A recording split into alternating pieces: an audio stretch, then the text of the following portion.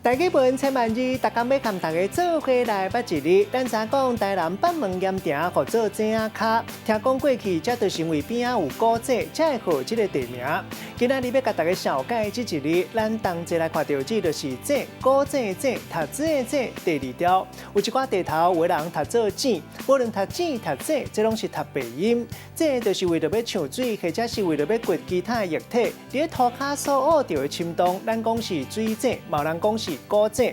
为着要挖到油的深井，咱讲是油井。若古井水直接讲是井水。像讲清古井内底垃圾涂刷，咱讲是倒井。另外，亲像井物件，咱卖甲比如做井，像讲天井，卖当讲是厝顶的窗仔，会当讲是厝中的埕，某人讲是深井甲天窗。另外，这个文音读做井，像讲形容一个人毋捌世事，过去讲伊是井底蛙，也就是亲像古井内底参甲仔。带大家做伙来小解这两个词。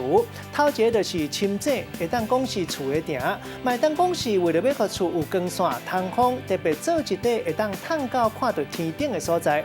第二个词读做倒井，意思就是清古井内底垃圾。咱用一句话来举例，甲这两个词夹做伙。譬如讲，阿公讲这口古井透深井已经年久未深啊，只要请人来倒井，同款会当抢水来啉。今仔日小解这一日读做井，某人读做井，这拢是读白音，文音读做井，提供给观众朋友来参考。